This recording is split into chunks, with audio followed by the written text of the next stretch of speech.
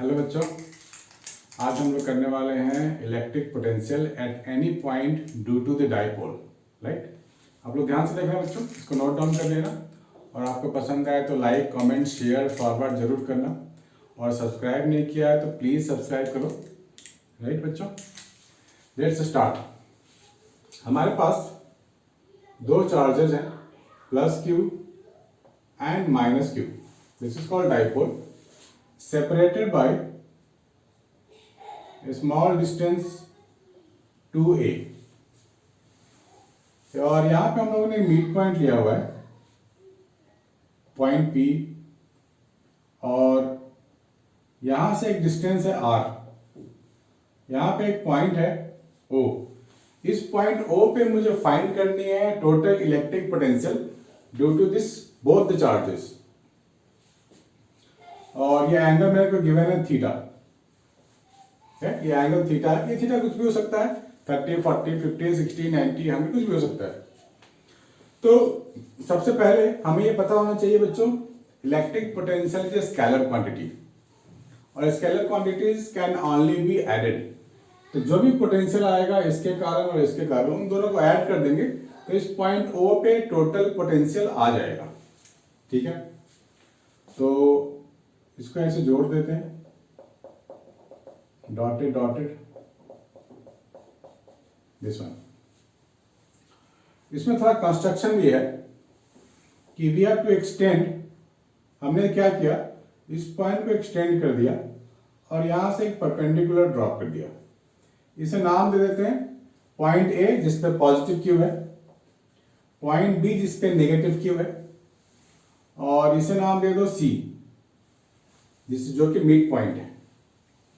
तो हम लोग क्या लिखेंगे यहां पे कंस्ट्रक्शन में कि OC is extended to, point का नाम दे दो D, टू D such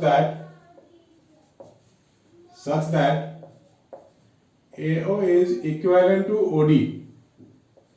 ऐसे लिख सकते हैं हम। ठीक है बच्चों, ठीक है। और यहां से भी एक परपेंडिकुलर ड्रॉप करते हैं, इसका नाम दे दो E।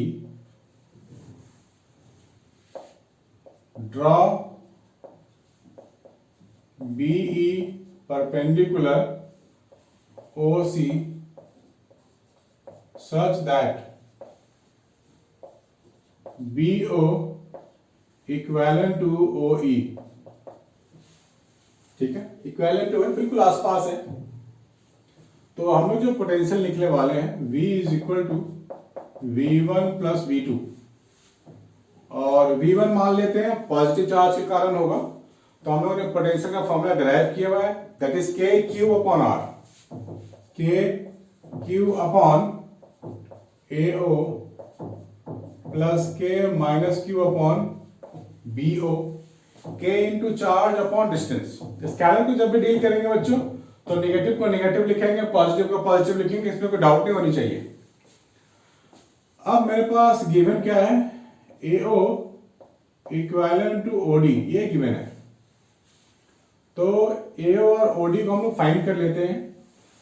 देखो OC डिस्टेंस R ये तो गिवन है, OC is equal to R, this is given. और यहां पे एक CD, देखो CD को हम लोग ने एक्सटेंड किया, ये परपेंडिकुलर है, ये थीटा है तो ये भी थीटा होगा। इसको बोलते हैं वर्टिकली अपोजिट एंगल, यानी कि मेरे पास एक राइट एंगल ट्राइंगल आ गया ना, this one, this is theta, this is A, C and D, और ये जो लेंथ है वो A है, ये मिड पॉइंट है तो ये भी A होगा, ये भी A होगा। तो दिस इज योर A। तो इस राइट एंगल ट्राइंगल की अगर मैं बात करूं तो मुझे चाहिए CD। तो मैं लिख सकता हूं cos theta base upon hypotenuse. तो मैं क्या लिख सकता हूं, CD अपॉन AC। AC मेरे पास A है, सो CD मेरे पास आ गया A cos theta, this is your CD, mind it. Right बच्चों, अब हम लिख सकते हैं AO equivalent to OD and OD is equal to what?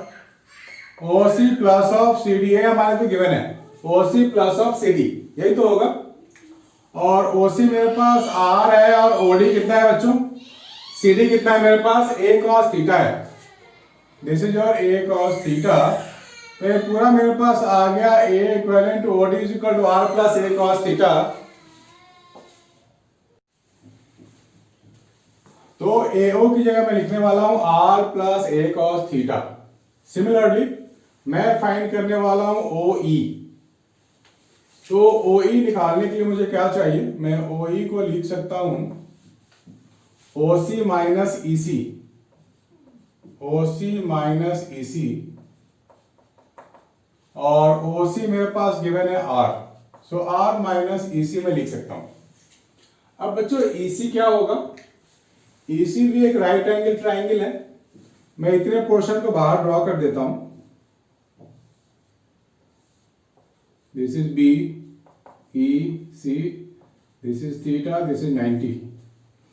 तो यहां मैं लिख सकता हूं इसे राइट एंगल ट्राइंगल, और this is your A, so cos theta base upon hypotenuse, so BC is nothing but a small a, so EC is equal to A cos theta. आ गया ना। अब मैं यहां लिख सकता हूं EC की जगह A cos थीटा,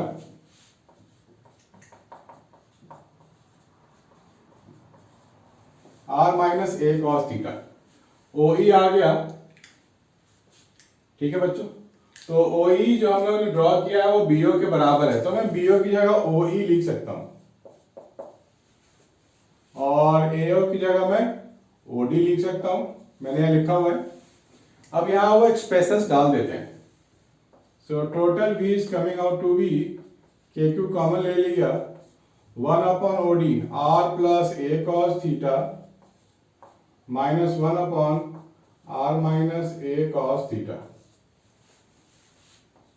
बस हो गया। इसे सिंप्लीफाई कर लेते हैं हम लोग, एलसीएम ले लेते हैं, R minus A cos theta minus R minus A cos theta upon R square minus A square cos square theta. R और R तो गया, V इज इक्वल टू मिल गया मुझे minus KQ 2A cos theta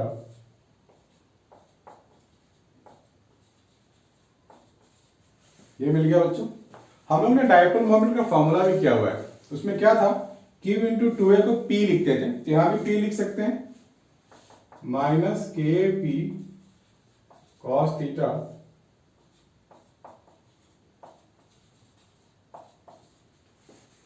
आ गया बच्चों। अगर theta में 0 डिग्री ले लूंगा, थीटा 0 का मतलब ये लाइन पूरा इसके पैरेलल में आ गया, तो एक्सिस वाला फॉर्मूला मिल जाएगा जो हम लोगों ने पहले डिराइव किया हुआ है। थीटा 90 ले लूंगा तो इक्वेटोरियल वाला आ जाएगा जो हम लोगों ने ऑलरेडी डिराइव किया हुआ है। तो ये काफी इंपॉर्टेंट है बच्चों, इसको ध्यान से करना है। तो अगर मैं थीटा 90 लेके देखता हूं, case 1, if theta is equal to 90 degree, यानी कि पोटेंशियल आ जाएगा on equatorial line. So equatorial line में पोटेंशियल कितना होता है, 0 हो जाएगा ना, क्योंकि cos 90 तो 0 होता है, यानी कि इस पॉइंट पे कहीं पे भी electric potential will be 0, right. तो इक्वेटोरियल लाइन पे हमेशा पोटेंशियल 0 होगा ड्यू टू द डाइपोल। तो इक्वेटोरियल लाइन को हम लोग इक्वी पोटेंशियल सरफेस भी कहते हैं। केस 2 ले सकते हैं हम लोग, if theta is equal to 0 degree, तो cos 0 तो 1 होता है, तो माइनस KP अपॉन R square minus A square हो जाएगा, राइट। सिंपल एक्सप्रेशन है। तो इसको आप नोट डाउन कर लो बच्चों, और इसमें आपको कोई डाउट होता है तो आप मुझे कमेंट करके बता सकते हो या फोन कर सकते हो कि सर इसमें मुझे डाउट है, तो definitely I will help you. लेकिन इसको आप लोग अच्छे से लिख लो बच्चों, सिंपल एक्सप्रेशन है, बोर्ड के लिए इंपॉर्टेंट है। Thank you guys.